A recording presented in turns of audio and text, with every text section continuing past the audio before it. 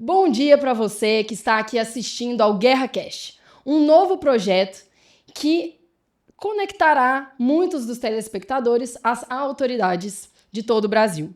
Bom, aqui eu tenho a honra de receber Marcela Rodrigues, que é delegada na Polícia Federal, atuando na Superintendência da Polícia Federal em Goiás.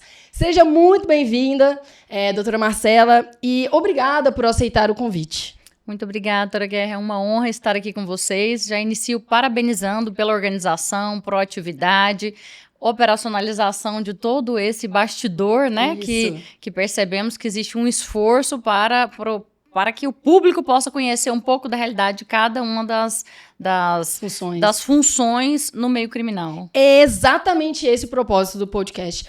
E, doutora Marcela, vamos iniciar com esse assunto? Uma dúvida muito comum das pessoas é o que a Polícia Federal faz? Bom, a Polícia Federal ela é muito mais ampla e abrangente do que a maioria da população acredita, que seriam as investigações policiais. Então, a Polícia Federal, mais do que investigar, ela busca sustentar o que nós temos de mais precioso na soberania, que é a democracia, a liberdade, e isso diz respeito não só no âmbito criminal, não só em condenar, em processar, em investigar pessoas, mas também em proteger valores, princípios. E por que eu digo isso? Porque a área de atribuições da Polícia Federal é bastante ampla.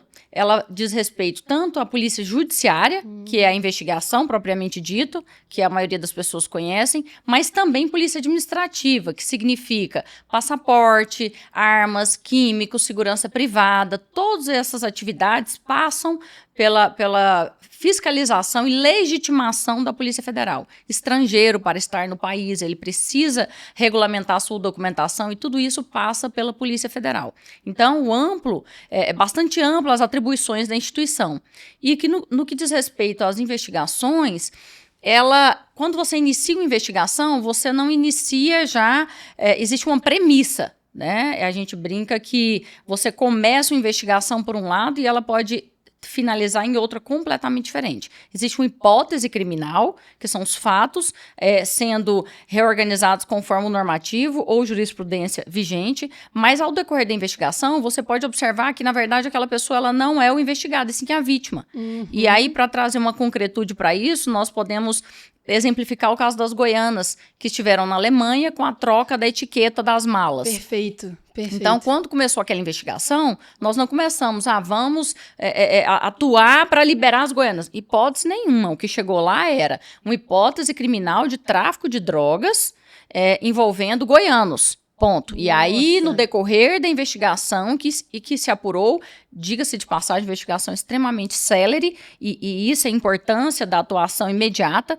porque foi investigação do início ao final em 30 dias, foi o tempo que elas ficaram presas. Caraca, foi muito rápido. Muito rápida, sobretudo porque existia uma cooperação internacional, envolviam outros países, né, com normatizações completamente diferentes, ordenamento jurídico completamente diferente, mas mesmo assim, essa atuação célere e conjunta, ela implicou não na condenação, e sim na liberdade de duas goianas. E acredito que esse ponto trazido tenha sido sensacional, porque a população acha que o delegado, o Ministério Público, só serve para prender um punitivismo exacerbado. Exatamente. Entretanto, quando a gente estuda no direito, na faculdade, também vendo a atuação prática, nós percebemos que não. A atuação do delegado de polícia é simplesmente a busca pela verdade dos fatos.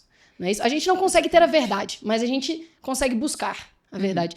E eu acredito que esse caso ele exemplifica muito o bom trabalho da polícia, no sentido de que, caso não houvesse tido uma investigação séria, elas poderiam ter sido condenadas, e existiam materialidades ali aparentes para isso, e hoje em dia a gente estaria aí com um caso de injustiça gigantesco. Não é isso? Sim, você disse com bastante propriedade. A equipe investigativa, ela investiga fatos, Perfeito. Para além do visível, para além do formalmente aparente. E nesse caso da investigação das goianas, não foram só as duas, aqueles foram os fatos que foram trazidos para a população, para a mídia. Mas dentro daquele inquérito existiam outras pessoas envolvidas, outros goianos, outras vítimas. Também. Também no mesmo modus operandi. O que seria o modus operandi? É a formatação de trocar a etiqueta, de observar, de sair de Goiânia, porque Goiânia não tinha aeroporto, não tem voo direto internacional, então Sim. com a escala em São Paulo, então tudo isso é dentro de uma investigação. Então, muitas vezes, o que sai na imprensa é uma pontinha do iceberg, tem toda uma investigação que é mantida sob sigilo até para a preservação da identidade, né, dos envolvidos, tanto dos acusados quanto das vítimas, mas é o que você disse com bastante propriedade, você investiga fatos, e a partir do decorrer da investigação que se consegue... E é interessante porque, assim, foi preciso esse caso, porque olha como se conecta com as funções da Polícia Federal.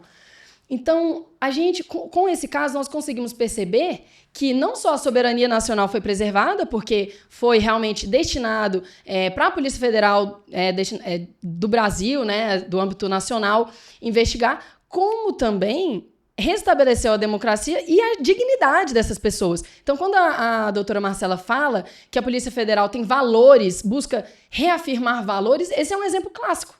A investigação, ela não é pura e simplesmente uma busca pela verdade dos fatos. Ela também traz a dignidade para as pessoas, não só para os investigados, mas para as vítimas, para os familiares das vítimas. E eu acho sensacional a atuação de vocês. Mas mudando um pouco agora para a gente conseguir diferenciar. Isso vai estabelecer uma resposta geral, assim. Eu entendi o que uma delegada da Polícia Federal faz. Mas e a superintendente? A atuação da superintendente ela é um pouco mais abrangente, ela tem uma grande responsabilidade como gestora, como interpretação sistêmica de toda a instituição, atendendo às diretrizes do órgão central, porque como superintendente nós somos responsáveis pelas unidades no estado de Goiás. Certo? Mais submetidos a diretorias, coordenações, divisões em Brasília, que são distribuídas por temáticas. Então, nós temos 13 diretorias em Brasília, geralmente dividido por temáticas, em que cada uma dessas diretorias tem os seus objetivos estratégicos, tudo submetido a um planejamento estratégico, que também se submete ao do Ministério da Justiça. Então, não é o diretor da cabeça dele que, não, o objetivo estratégico esse ano vai ser X. Não.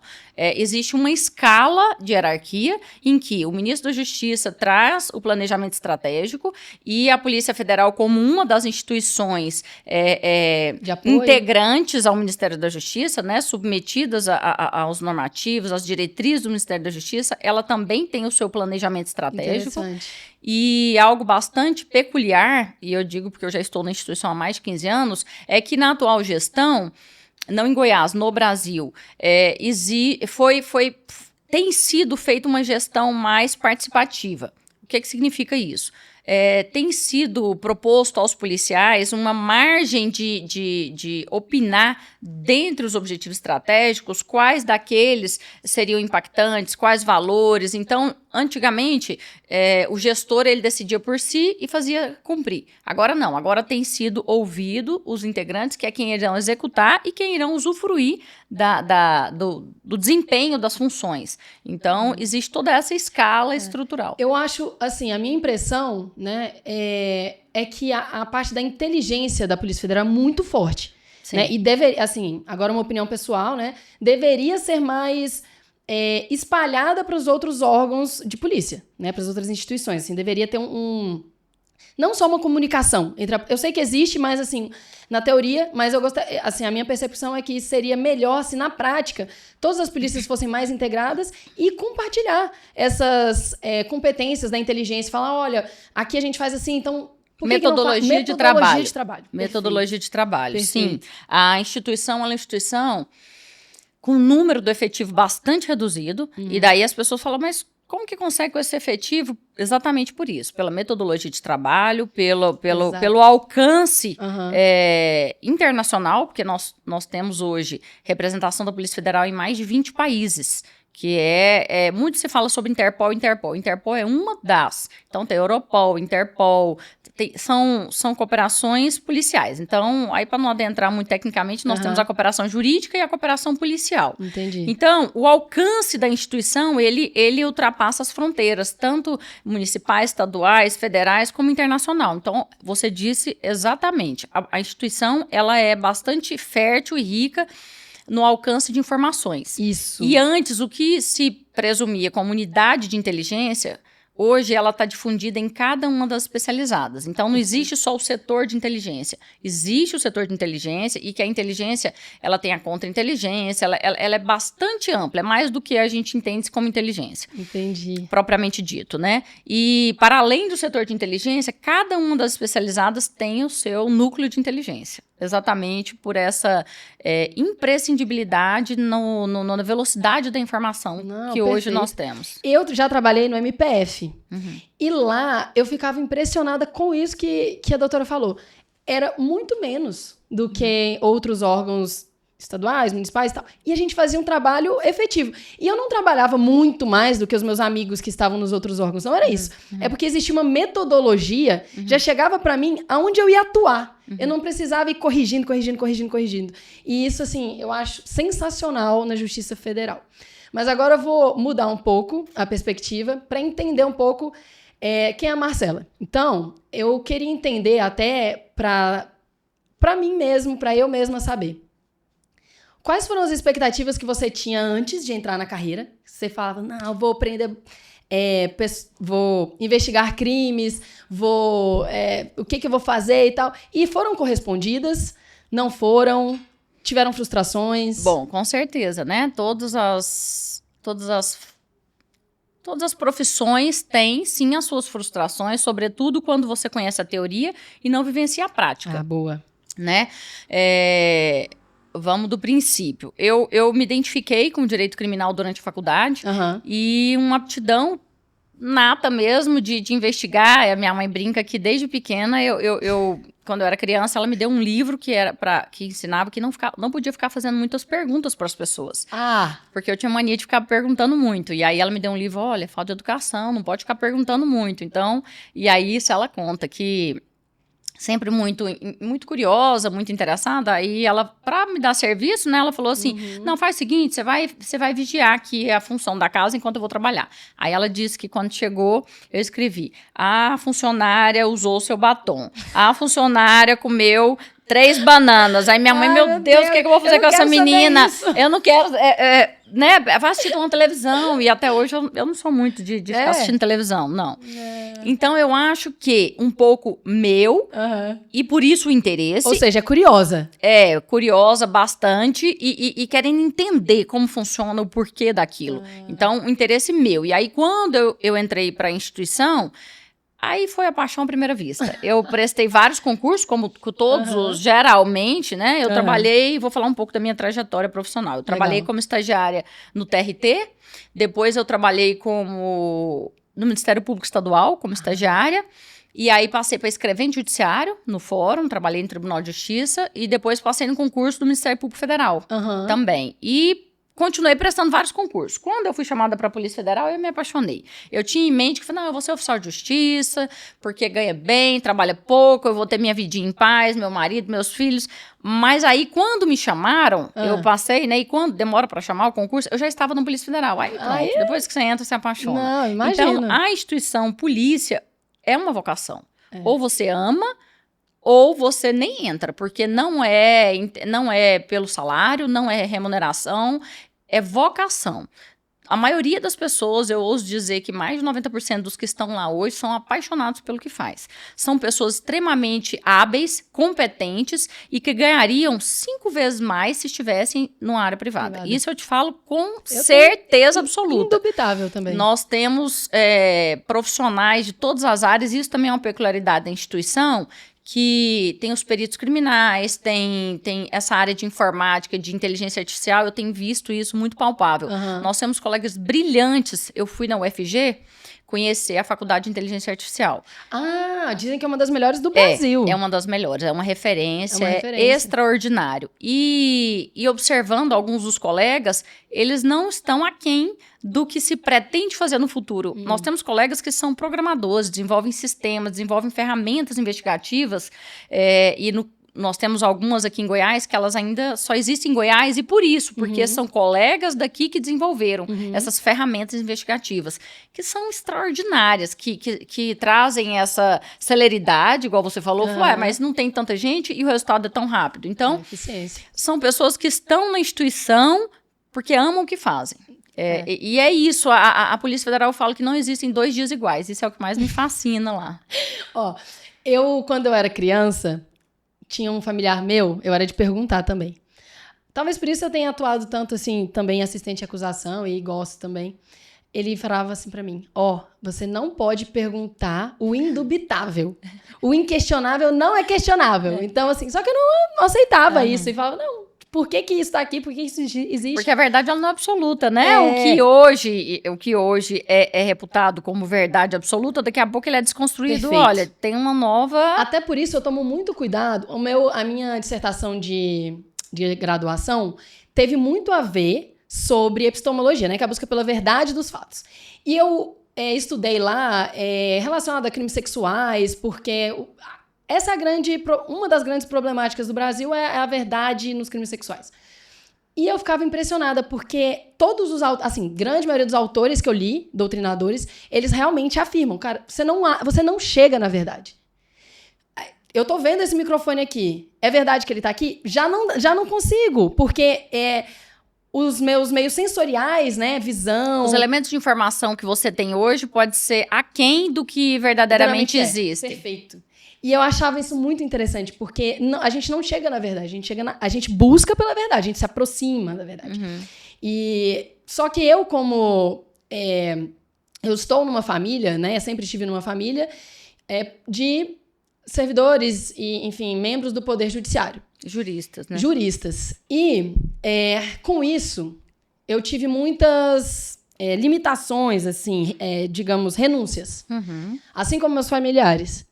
E eu queria saber de você quais as principais renúncias que você teve ao assumir como delegada, mulher, né, que tem todas aquelas problemáticas que a gente já conhece, e ainda pela própria função, que é delegada, né? Sim, você tocou num ponto interessante.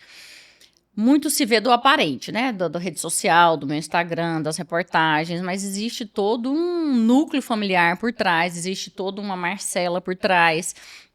Muitas foram as renúncias, não só quando eu atuei como delegada federal, quando eu passei no concurso, né, a começar da mudança drástica de ficar 6 meses, na minha época era 6 meses em Brasília, num curso preparatório. O curso que ele integra uma fase do concurso. Então, você vai para a Academia Nacional de Polícia, na minha época era 6 meses, agora um tempo menor, e pode ser que você seja reprovado e você está fora do concurso, porque ele é uma fase do concurso. Deus. Então, vamos do início. E aí, lá é a primeira vez que você vai dar um tiro, é a primeira vez... Porque você estuda para o concurso, a parte jurídica. Mas existe uma parte operacional, existe uma parte... Logística, valorativa da instituição. Então, tudo isso, né? Você ir lá na academia, você já começa a perceber se é aquilo que você quer ou não. Por quê? Porque ali você só faz tudo em equipe. Existe um alojamento, então você dorme, sai para correr, tem... Enfim, todas as aulas operacionais, práticas, além da parte jurídica, que é o que se estuda para passar no concurso. Pronto. Passou aquilo ali, você vai morar em outro estado, né? Eu já era casada quando eu fiz o concurso, então eu fui morar sozinha, mesmo casada, no Maranhão. Meu marido é promotor de justiça no estado, então ele não sai do estado. E aí foi a primeira renúncia. Vou ou não vou? Vou. Fui para o Maranhão. Então, nós nos víamos, o salário ia todo de passagem aérea, né? Mas quando você sabe o que você quer, você entende que aquilo ali é uma preparação. Para algo maior, né? Para algo que você quer alcançar. Então, hoje, com a maturidade que eu tenho, eu percebo que o mais importante do que o como fazer é o porquê. Por que eu quero isso? Porque em diversos momentos você vai ter que pesar na balança. Vale a pena isso ou isso? E aí você precisa entender o porquê você está naquilo ali. E aí, algo que eu só vim descobrir mais recente, e que tomara que as próximas mulheres não passem por isso. Por muito tempo eu me masculinizei. Por quê? Porque o meio em que eu estava era masculino. Então, eu me masculinizei para ser aceita. Eu me masculinizei para ser respeitada. Para ser uma igual. Exatamente, porque eu era minoria, então, para não ter aquela... Então, eu era nova, não tinha filhos, era mulher, então eu precisei criar uma capa de proteção. Incrível. Aí eu digo, eu precisei ou eu escolhi? Não sei, foi o que eu fiz. E hoje, com uma certa maturidade, quando você entende a sua identidade, quando você entende o porquê, então isso perde o peso. Então, você consegue ser você mesma, aonde quer que você esteja. Então, é algo que as mulheres precisam entender e eu observei isso. A gente percebe no decorrer da profissão e hoje a instituição está mais madura. Hoje existem normativos que preservam a condição da mulher. Na minha época, eu participava de sobreaviso, participava de sobreaviso, amamentava. Hoje não, hoje existe um normativo que a mulher grávida, a mulher que esteja amamentando, ela não está, ela sai da escala de sobreaviso, ela sai da escala de operações, e aí você me diz, o que é a escala de sobreaviso e operações? É ir, por exemplo, para uma operação permanente que tinha na época, Operação Arco de Fogo, que tinha no Pará, que você ia e ficava 30, 60 dias no meio do mato. Então, você entende como o porquê é tão importante? Mas, por exemplo... Existe uma escala rotativa, né? Por exemplo, agora, nós estamos no COP30, então, vários policiais estão lá. E aí você fala, e o alojamento deles? Eu vi, o alojamento são 50 beliches junto. Como é que você dorme com 50 beliches junto? Não é hoje que ele vai aprender a dormir em coletividade. Não é hoje que ele vai aprender a conviver em coletividade. A ter que entender que a minha liberdade vai até o limite da liberdade do outro. Entendeu? Perfeito. Então, tudo isso nós aprendemos dentro da instituição. Por isso eu acho ela tão enriquecedora, por isso eu acho que ela é muito valorosa. Porque o resultado que as pessoas veem é a pontinha de todo esse contexto. Primeiro que é o que a mídia mostra. Vamos começar por aí, né? E é interessante demais, assim... Aqui a gente consegue... A gente quase fica... Eu tô quase querendo virar delegada, porque... Ela fala com tanta paixão que eu quero viver. Então... Eu brinco, eu falo pra minha filha, não, aqui em casa ninguém vai ser polícia, vai estudar pra outra coisa. Aí minha filha, mamãe, mas você fala que todo dia você chega aqui com história, rindo, achando bom. Falei, pois é, minha filha, mas é na minha época. Agora, aí ela, mas você chega agora. Não, minha filha, mas você pode estudar, porque é o que eu tô te falando. Tem que ter uma vocação. Tem. Não é economicamente interessante, é uma vida de renúncias constantes. Sim. Você falou renúncias. Nós somos a parte visível da instituição. Então, muitas vezes, e mesmo agindo com completa impessoalidade, quem está do outro lado pessoaliza. Essa foi a pessoa que prendeu fulano. Essa foi a pessoa que investigou fulano. Ela que é a culpada do meu filho estar preso. Exatamente. É assim... E aí a gente esquece do que eu sempre pergunto. Quem deu causa ao problema? Fomos nós que fomos, eu acho que eu vou ali futucar a vida de tal pessoa. Não é assim que funciona. Não. Mesmo porque existe controle externo, mesmo porque toda e qualquer ação policial ela é sujeita a várias atuações de instituições diferentes. Ministério Público, Defensoria Pública, Judiciário. Então, nós temos uma coletividade não só na instituição policial, como nas outras instituições que participam do processo persecutório. Com certeza. Ou seja, existem instâncias de verificação dessa... Exatamente. Suposta verdade, que vai ser confirmada no decorrer do responsabilização processo. De quem agir, né? De quem agir com intencionalidade, de quem agir sem essa responsabilidade. Isso é um abuso de autoridade hoje, que é bastante praticável, praticável, limitador dos excessos. Sim, perfeito. Eu atuando em... eu atuando em casos de grande repercussão geral, né, no âmbito criminal mesmo, mas como assistente de acusação, eu tive uma dificuldade muito grande, que é tanto no sentido de chegar na cabeça, no topo, né, no mandante daquela organização toda, quanto também na operacionalização de tudo. Eu acredito que a Polícia Federal, obviamente, né, eu tenho certeza que a Polícia Federal tem muitos mais mecanismos de chegar a esse resultado e tal, mas é uma curiosidade geral, como que se faz, assim, não tão, né, para você não infringir nenhuma norma de sigilo, nem nada, mas de forma geral, como se investiga uma investigação, uma organização criminosa, que é muito difícil. Sim. Cada vez mais o crime ele tem sido praticado não só por uma pessoa, exceto esses de feminicídio, né, que não é muito a atuação da instituição Polícia Federal. Legal. Então, a maioria dos crimes hoje, eles têm sido praticados cada vez mais por uma coletividade, que estão no mesmo local físico ou não, geralmente não. E o que se percebe? Então, como eu disse no início, quando você inicia uma investigação, você investiga fatos. E a partir do que está sendo verificado, do que está sendo investigado, geralmente existe, de uma forma muito clara, essa divisão de tarefas.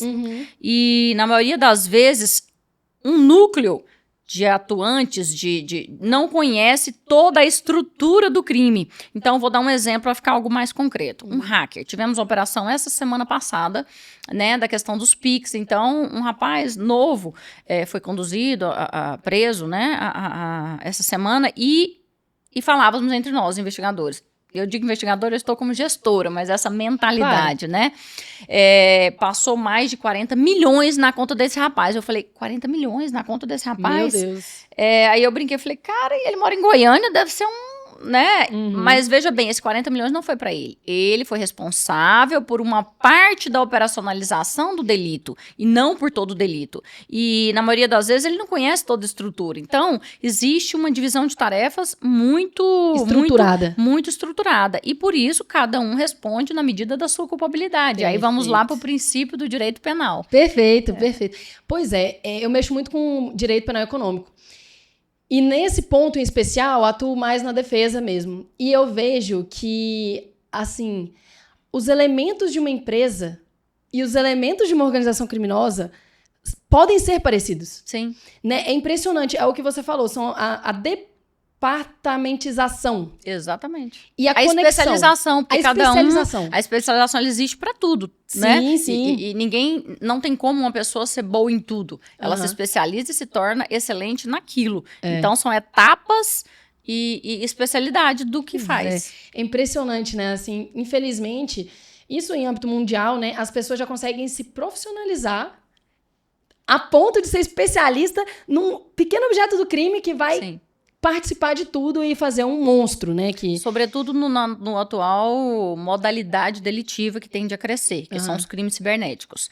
Os crimes cibernéticos hoje têm sido o grande mote e foco de toda a instituição policial. Por quê? Com o aumento de câmeras, com o aumento dessa troca de informação, então o crime violento ele tende a diminuir. Mas, por outro lado, nós percebemos um avanço exponencial dos crimes cibernéticos. E aí você me pergunta, o que é o crime cibernético? Não só o propriamente cibernético, como o ataque, mas principalmente todo e qualquer crime, ele tem uma atuação cibernética. E é um tipo de modalidade delitiva que ele não escolhe, ele alcança... uma classe social altíssima e uma classe social vai da classe... avantajada. Menos, exatamente. Então, ele consegue alcançar toda e qualquer pessoa. E a gente pensa, nossa, mas caiu nesse golpe? Qualquer de nós está sujeito. Sim, qualquer de nós, que eu digo, inclusive investigadores. Por quê? Existe uma engenharia social muito boa. E nessa correria do dia a dia, a gente acaba sujeito a deixar de lado essa verificação necessária, né? Essa conferência. Então, a gente vive na correria, vai ali, vem aqui. Então, nessa correria, você acaba... Ninguém está imune a esse tipo de crime. E a gente chama de um crime que ele é um crime em massa. O que significa isso? Então, antigamente, atacava a sua conta, a conta da doutora Guerra. Hoje em dia, não. Ele é o crime em massa. O ataque cibernético, ele acontece... em instantes e ele atinge várias pessoas ao mesmo tempo. Então, nós estamos falando de um alcance maior, de um prejuízo maior, de uma metodologia investigativa completamente diferente. E reunião de vítimas. E, principalmente, tempo de produção de provas e tempo de aferição de resultado.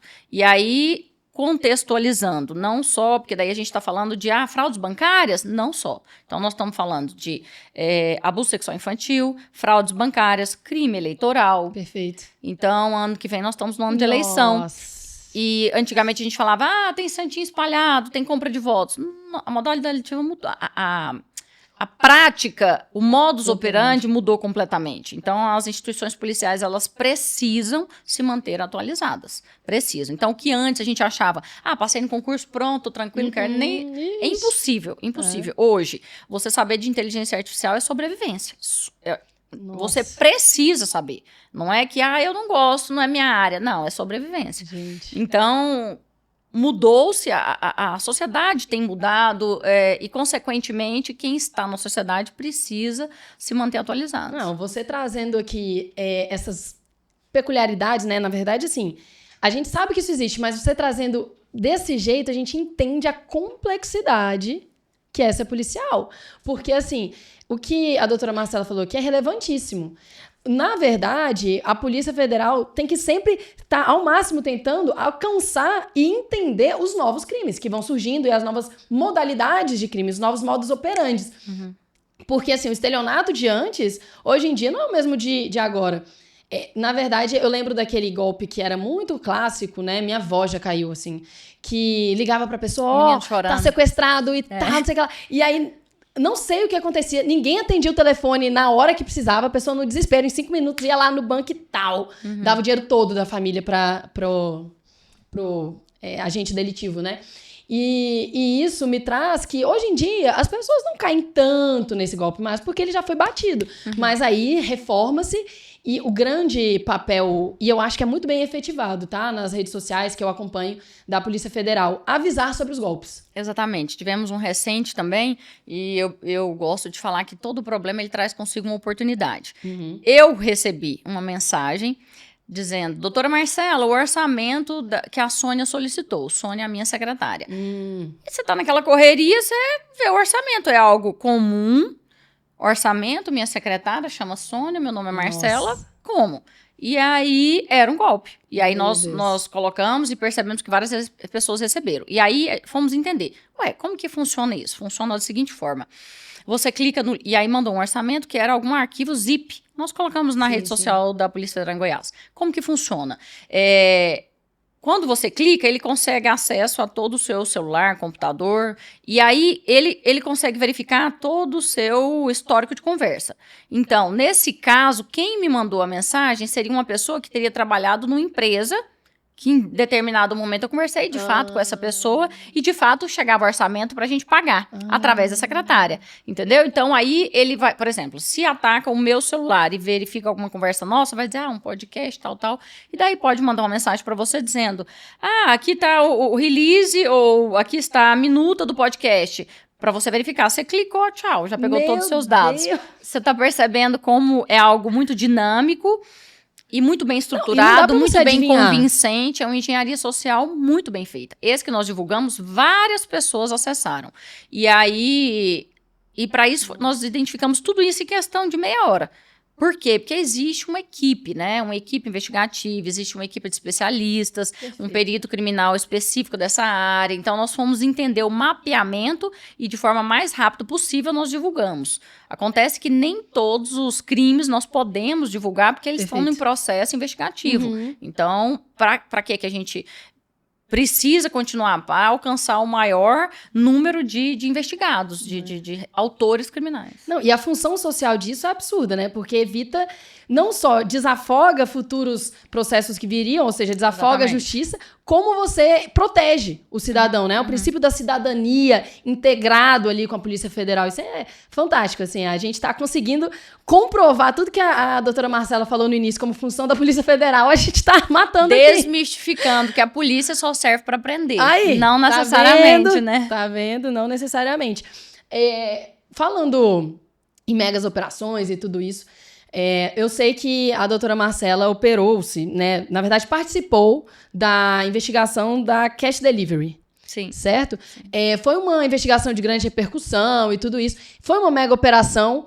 E quando a gente fala de mega operação, eu imagino que tenha essa articulação que a gente já comentou, né? De delegar para as outras pessoas algumas das funções específicas, investigar e depois o delegado responsável juntar e fazer o relatório final. Até só vou pontuar aqui para os telespectadores como acontece, via de regra, e aí a doutora me corrija, uma investigação policial. Então, ali, normalmente, né, existe uma denúncia, um boletim de ocorrência, pode ser um termo circunstanciado de ocorrência também. Depois disso, há toda uma investigação, abre-se um inquérito policial, existe a investigação. Depois disso, ao final da investigação, o delegado responsável ou a delegada responsável produz o relatório final. O relatório final é uma pré-denúncia. Não sei se eu posso dizer isso, mas basicamente ele vai relatar tudo o que aconteceu e ao final indicar, olha, promotor ou promotora de justiça, Eu acredito que, diante de todos os fatos narrados, existe materialidade e autoria minimamente suficiente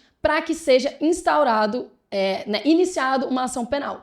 Depois da ação penal, o promotor de justiça faz uma denúncia, que é uma peça processual, segue o processo até a sentença. Exatamente.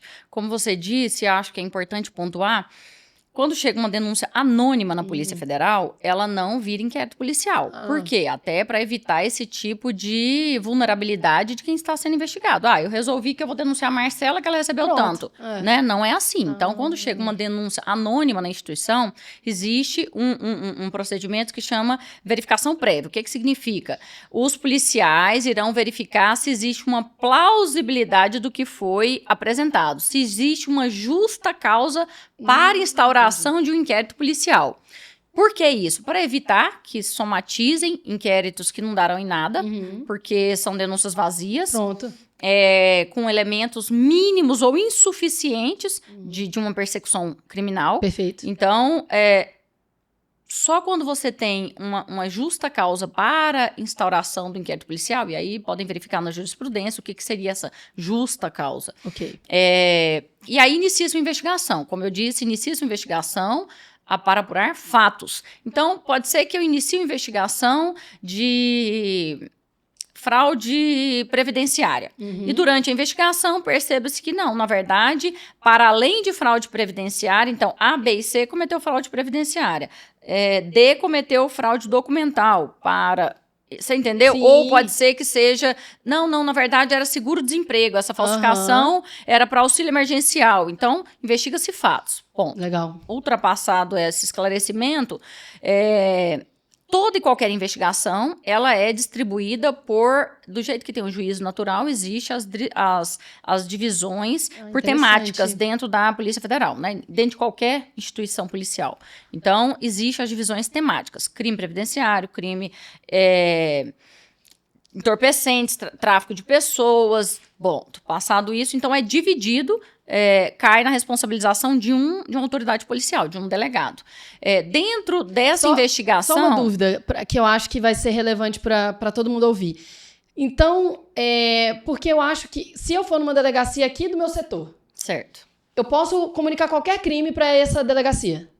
E aí essa delegacia que vai redistribuir. É porque a delegacia... vamos lá, a Polícia Civil é um pouco diferente da Polícia Federal, no seguinte sentido.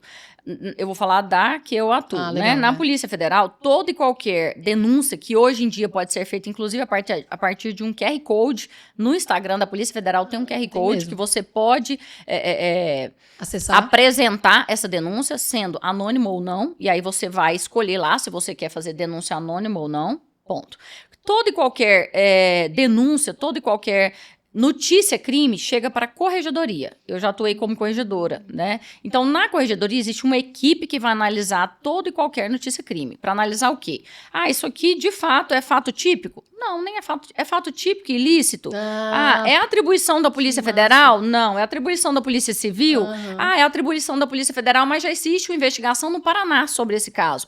Então manda para lá.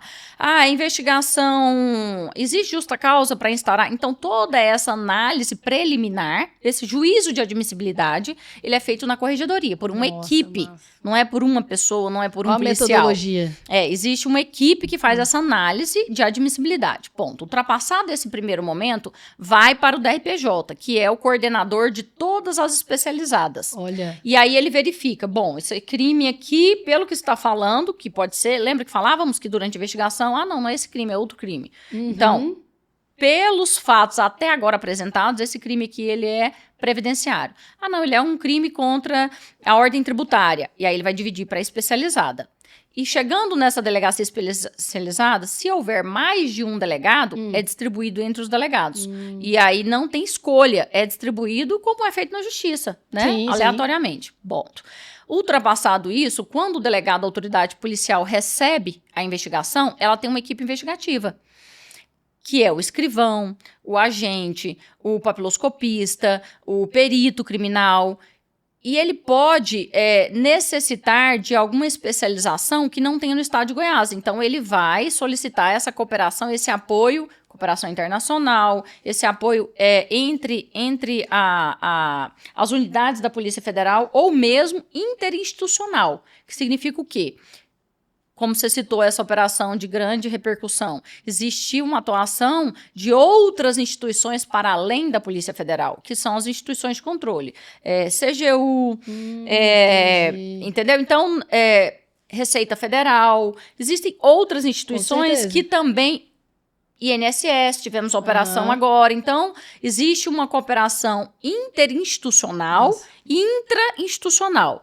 Então, tudo isso traz elementos probatórios que hoje em dia, através da advocacia defensiva, pode ser desconstruído e por isso, quanto mais técnico, mais... Por isso que eu te digo que a chance de ter uma investigação indutiva e de perseguição, ela é mínima ou quase zero. Também acho. Zero. Por quê? Porque a equipe investigativa, ela é responsável, toda e qualquer prova juntada aos autos, ela mostra como foi realizada, até para possibilitar o contraditório, e existe identificado quem foi a pessoa que produziu aquela prova. Então, durante uma investigação, podemos ter... E não vou adentrar em metodologias investigativas, mas podemos ter quebra de dados telemáticos, podemos ter quebra de sigilo bancário. Então, existem vários elementos probatórios, é como se fosse um quebra-cabeça, que você vai juntando e você apresenta ao final, como você disse com propriedade. E aí o delegado, ao final, ele representa por medidas. Então, quando você cumpre a parte que se conhece ostensiva de uma operação, já existe elementos suficientes para denúncia. Na verdade, você adentra em uma casa para acrescentar elementos probatórios que já... para além do que já existe na investigação, porque senão seria a ficha expedition, seria você pedir um mandado para buscar provas, isso é inadmissível. Na verdade, quando você representa, é para pegar elementos que somatizem aquilo que já existe na investigação. Então, quando existe o cumprimento de mandados de busca, ele é para certificar e para acrescentar, para além dos elementos probatórios que já existem na investigação. Perfeito. E, como você disse com propriedade, tudo isso é submetido à apreciação do Ministério Público, Judiciário, não só no momento de deflagração da operação, como durante todo o curso do inquérito policial. Mesmo porque ele tem prazo de tanto em tanto tempo, para além do controle externo. O inquérito ele é sujeito à verificação, sujeito à fiscalização do Ministério Público, que é o titular da ação penal, durante toda a investigação. E o que ocorre muitas vezes é que mais de um procurador atua na área, nesse inquérito, mais de um delegado atua nesse inquérito. Por quê? Porque o delegado sai de férias, porque o procurador ele é removido, porque o juiz ele muda de lotação. Então, isso é ainda mais enriquecedor e traz maior garantia para o processo penal e para o inquérito policial para não pessoalizar. Então, você tem que deixar provas suficientes e aptas na investigação para que toda e qualquer pessoa que lê entenda. Bom, foi investigado até aqui, aí o caminho utilizado foi esse aqui, o que se chegou foi até aqui. Isso é interessante, porque o que eu ouço muito, e assim, eu entendo o sentimento da pessoa ao falar isso, mas eu ouço muito de advogados, inclusive, que um delegado perseguiu o cliente dele num caso específico. Gente, pode acontecer? Pode acontecer. Mas não e para isso está todo o ordenamento jurídico para que esse delegado venha a ser responsabilizado. E deve ser para que não macule a instituição. E digo mais, porque a doutora mencionou sobre a advocacia defensiva, que hoje em dia acontece 100%. E eu acho ótimo. Quando o advogado chega... Excelente. Quanto mais ele contribui participa, com a melhor. Informação. Exatamente. Contribui. Até porque, reiteramos aqui, né? Ninguém quer perder tempo. Ninguém quer perder tempo. O policial, ele não quer ficar perdendo anos e tempo. Apesar que hoje em dia, uma investigação não dura anos, né? É muito difícil, né? Ela tem que ser muito célere e rápida, até para pegar fatos atuais, contemporâneos. Né? E aquela, eu nem sei se é Operação Option 5, Option V, Option 5. Esse aí foi uma participação que eu tive na Espanha. Muito de uma legal. atuação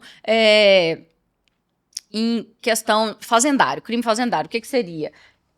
É o início lá atrás, ela é bastante pretérita do que hoje tem sido cada vez mais frequente de uma forma completamente mais célere. É uma atuação, quando se entende que essa modalidade delitiva ela está ocorrendo em mais de um país. Então, vários países se unem para entender quais as boas práticas que foram realizadas em cada uma de suas unidades para poder contextualizar o que pode ser aplicado no seu país.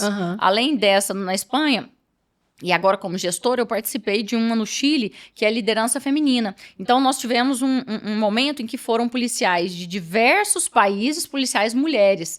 E nós pudemos perceber, isso é bastante enriquecedor para você ver que o ser humano, ele não muda. Na verdade, o que muda são as formas culturais de cada país, mas você percebe que as dores e os êxitos são praticamente semelhantes, né, para o que é uma mulher atuando na instituição policial. Sim. Então, são encontros que a instituição nos proporciona exatamente para conhecermos e podermos trazer, aplicar o que está dando certo. Então, qual que é o seu recado para uma mulher, vou especificar aqui, para uma mulher que sonha em ser delegada, mas não só delegada, chegar em cargos de alta liderança?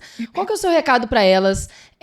A gente conversou aqui que você teve algumas dificuldades por isso também, por ser mulher, porque é óbvio, né? A competência, ela, na minha opinião, quando a gente fala de mulher, ela tem que ser até um pouco maior para a gente conseguir acessar alguns lugares. Essa é uma opinião pessoal minha. São dados, métricas. Ponto, então eu tô validada. Pessoal, são métricas, infelizmente. Então, se você pudesse dar um recado para você mesma, quando você entrou, qual seria esse recado?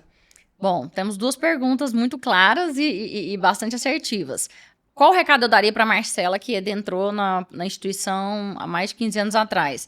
Eu diria o seguinte: Marcela, você vai errar muito, mas você vai aprender muito. Isso. Apenas persista, porque o principal não é como vai ser feito, mas o porquê vai ser feito. E o porquê é você abrir caminho para que outras venham adentrar e percorrer esse caminho que você percorreu com maior facilidade, com maior leveza e, sobretudo, porque precisamos passar o bastão para a próxima geração. Então, eu tenho filha e desejo e espero que as próximas gerações de mulheres que ocupem o meu lugar tragam consigo toda essa experiência que nós que já estivemos, passamos, eliminemos um pouco desse fardo, dessa impossibilidade. Então, o primeiro passo, e aí já indo para a segunda pergunta, para as mulheres que pretendem alcançar uma posição de liderança, o primeiro passo é você acreditar. Se você acreditar, né, eu gosto muito de um versículo que fala que ele diz que o corpo segue o que a alma acredita. Tô traduzindo o versículo, né? Que assim como você pensa, você se torna, é o versículo. Nossa. Então, não, muitas vezes eu pretendia alguma coisa que pessoas que estavam ao meu lado falaram: não, mas não vai mexer com isso não, pra que isso? Você pode ter uma vida mais tranquila. Ou, não, isso aí é pra homem, não é pra mulher. Então, primeiro você tem que entender o porquê que eu quero isso e que seja por você e não pelos outros, porque durante todo esse percurso, se for por alguém e este alguém não estiver mais do lado, então isso vai perder o sentido. Tem que ser primeiro por você. Então, acreditar que é possível. Se eu estive, se outros estiveram, você também pode estar. Ninguém é melhor do que ninguém. Apenas uma foi mais forjada e preparada do que o outro. Mas eu tinha muito isso, né? Eu queria ser igual tal, mas imagina, eu não sou igual tal pessoa. Então, não existe isso. Você vai ser o que você se propuser a fazer, com esforço, com sacrifício e com planejamento, preparação, mas é possível para toda e qualquer pessoa. Nossa, gente, eu fiquei arrepiada com esse relato. Juro, muito forte. Que é isso, eu tô aprendendo muito aqui. E, nossa, quando você fala, né, o que você pensa é o que você é, como é que é? Tudo aquilo que você pensa é o que você se torna. Olha isso. Então, se você pensa que não é possível, de fato não é possível. É uma fé negativa. E aí nós temos que diferenciar muito o que é fé do que é pensamento positivo. Não adianta eu sentar aqui e falar assim: vai chover, vai chover, vai chover, vai chover. Não vai chover, né? Então, veja bem, você tem que ter uma fé racional. Você precisa entender aonde você quer chegar, entender o que é que eu preciso para chegar àquele lugar, entender que a demora muitas vezes é uma preparação, é uma forja, é um planejamento, até para robustecer essa estrutura que você vai precisar para quando você chegar onde você pretende. Porque se eu estivesse hoje, e eu digo porque eu fui superintendente 2 vezes, eu fui superintendente em 2020 e depois novamente em 2023. A Marcela 2020, ela é outra de 2023 e certamente não é a mesma de 2025 e 2026. Então, todo e qualquer planejamento, ele precisa ser feito, mas ele não vai andar estritamente naquilo que você planejou. Não vai. Não tem como. A minha tendência era muito de ter controle. A verdade, nós não temos controle de absolutamente nada. A única certeza completa e absoluta que eu tenho é que Deus existe e ele é recompensador dos que o buscam. Mas, exceto isso, não existe uma previsibilidade. Você faz um planejamento, mas você tem que se preparar para outros cenários completamente diferentes e que vai colaborar para o seu bem. Isso. E aí, nesse contexto, eu digo, quando eu estava como superintendente em 2020 e fui retirada, porque, como você me perguntou no off, né? Quando você me perguntou, não existe um tempo determinado para ser superintendente. Pode ser nomeado hoje e ser exonerado daqui a um mês. Não existe, é uma função. Olha. Então, o concurso, delegado, sim, você tem uma carreira. Agora, a função de superintendente, eu brinco, você anoitece, não amanhece. Então, em 2020, eu estava como superintendente e fui retirada. E naquela ocasião, eu fiquei muito chateada, muito, muito chateada. Mas foi extraordinário, tudo colaborou para o meu bem. Por quê? Porque eu fui fazer um mestrado. Eu fui para a corregedoria, eu fui fazer um mestrado que, abriu minha mente, assim, para muito além do que eu imaginava e que hoje está sendo absolutamente necessário. Eu desenvolvi uma tese sobre desenvolvimento sustentável. Olha. Eu desenvolvi uma tese sobre gestão estratégica, Agenda 2030 da ONU. Então, veja bem, era algo que era imprescindível para atuar nesse contexto que nós estamos hoje em 2025. Então, perceba que fugiu do planejamento, mas colaborou para o meu bem. Sim. Então, toda essa demora que a gente tem, eu mesmo tenho uma dificuldade gigantesca de ter aquilo ali, planejar, vai acontecer, e cada vez mais eu tenho percebido que tudo muda todo o tempo. E o que eu entendi como sustentável. O que é desenvolvimento sustentável? Bom, desenvolvimento sustentável é para além de alcançar as metas e métricas que falávamos do planejamento estratégico, é cuidar de quem está desenvolvendo essas metas. É saber como está a saúde emocional desse policial. Que é super importante para um bom trabalho. É mais importante do que qualquer coisa. Concordo. Porque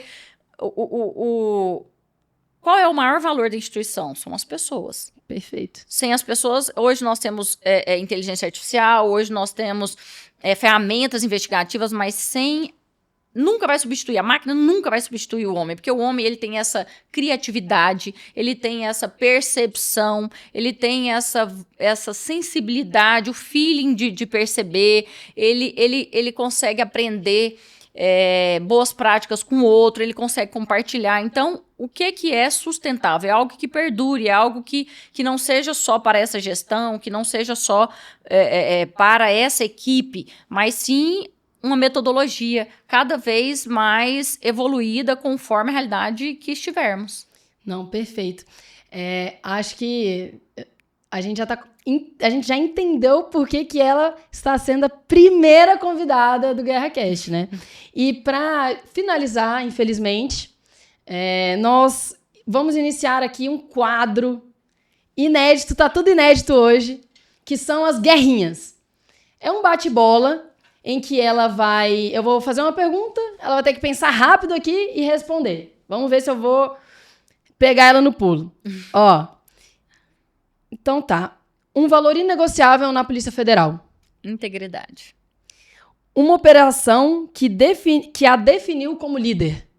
Foram tantas, mas certamente a que você mencionou pelo impacto político, por eu ser de Goiás. Legal. E pela certeza de sustentar que a equipe fez o que era correto e que tanto toda e qualquer parte que atuou neste processo, tanto a parte de defesa quanto a parte de acusação, judiciário, são pessoas que se respeitam e que verificaram que existe uma técnica, existe uma metodologia e que não existe pessoalização. A doutora está se mencionando da Cash Delivery. Sim. Beleza. Um livro, filme ou uma série que moldou o seu senso de justiça. Moldou e molda a Bíblia. A Bíblia ela é extremamente enriquecedora e eu não falo de religiosidade, eu falo de princípios. Eu estudo muito, né? tem um versículo que fala que aplique tudo que você tiver em adquirir sabedoria. E o que é a sabedoria? É o estudo, é as boas práticas. Então, eu já fiz e faço inúmeros cursos. Curso de oratória, comecei agora a me interessar. Curso de inteligência artificial, estou fazendo uma pós-graduação.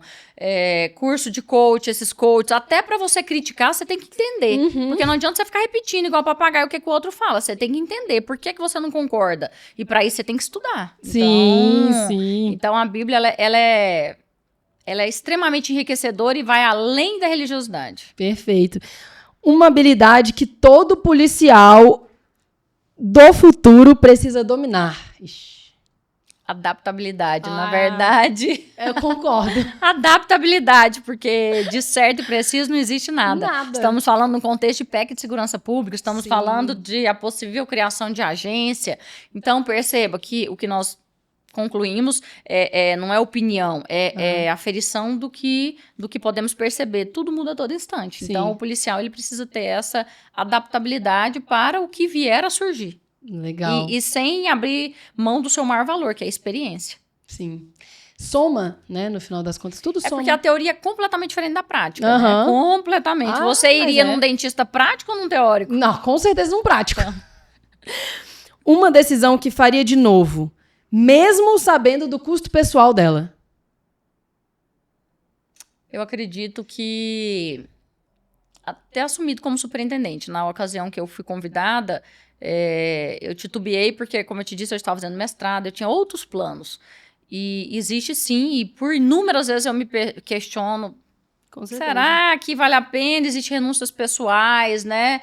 Inúmeras vezes eu cheguei, meus filhos já estavam dormindo, eu tenho 2 filhos, adolescentes, viagens a trabalho, mas eu faria de novo por acreditar que da forma que eu estou semeando, Deus vai semear na vida dos meus. Ah, que gracinha, gente. Ó, incrível esse bate-papo que nós tivemos hoje. A doutora Marcela conseguiu demonstrar aqui para todo mundo as competências da Polícia Federal, as competências da Superintendência da Polícia Federal, também os desafios e problemáticas que tem na Polícia Federal, mas também os princípios de dignidade da pessoa humana, de democracia, de cidadania, também de acesso à informação. Falamos aqui, né, dos portais da Polícia Federal que informam de crimes atuais. Mas o grande motivo de eu tê-la chamado foi porque é uma mulher de poder. É uma mulher que exalta conhecimento. E que quando a gente a cumprimenta, a gente conhece e percebe que por trás, né, de todos esses atributos, todas essas características, existe uma mulher, mãe, devota, e que quer sempre e busca sempre o melhor, não só para as pessoas ao seu redor, cidadãos, que eu digo, eu não estou nem pessoalizando para a família, mas para os cidadãos, mas para a instituição. Ficou claro para mim. Então, doutora Marcela, agradeço por ter vindo. Muito obrigada pela oportunidade. A doutora é realmente humana, inteligente, uma oradora nata, líder, né, curiosa, estudiosa, e eu te dou essa certeza absoluta, porque eu vou sair daqui inspirada. A doutora é inspiradora. Muito obrigada. Acreditando que um dia, como aconteceu, uma professora me inspirou, que eu até fui fazer mestrado para dar aula, algo que hoje está fora de cogitação pelo acúmulo de atribuições. Mas é isso, eu acho que o ser humano, nós não... Eu escutei isso essa semana. Eu não acredito que a gente veio nessa terra para acordar e trabalhar, comprar roupa, viajar. Não, eu acho que tem algo mais, algo, como eu disse, a Marcela de antes, ela não é a mesma de hoje, certamente eu saio daqui completamente diferente do que eu entrei. Legal. Você me mostrou um pouco do escritório, eu vi a organização, eu vi o planejamento, eu vi pessoas jovens, comprometidas. Na minha época, como não existia internet, coitado da gente, saía, eu era estagiária, eu vinha com aquele papelzinho amarelo ver controle de processo no fórum. Então, assim, isso renova a nossa esperança de dias melhores, porque a gente vê nas notícias, nas reportagens só coisa ruim, mas nos bastidores tem uma geração comprometida, tem uma geração hábil e que logo veremos o fruto dessa semeadura que está sendo feito nos bastidores. Parabéns para vocês, parabéns para toda a equipe e que venham, que possamos aprender com os próximos convidados também. Obrigada. Pessoal, se inscrevam no canal, Deem um like, eu sempre quis pedir isso, então deem um like. E é isso, assistam os próximos capítulos. Quase que eu tava me esquecendo. A gente preparou aqui meu Deus. Pra você. Eu só vou te pedir pra pegar aí embaixo. Aqui. É uma miniatura da doutora Marcela. Meu Deus, amei. Gostou? Não, e você sabe que tem uma história atrás do cabelinho. Se quiserem gravar. Tá pronto. Adorei o meu presente. E isso aqui só comprova, eu não sei, alguns não conhecem, a história do cabelinho. O que é a história do cabelinho? Eu ia fazer flagrante e, numa certa ocasião, eu levei meu filho, meu marido, acho que estava no plantão também. O fato é que eu levei meu filho para a polícia e deixei ele lá no plantão e fui realizar o flagrante. E aí os plantonistas falaram pro meu filho, Matheus, você sabe o que sua mãe faz?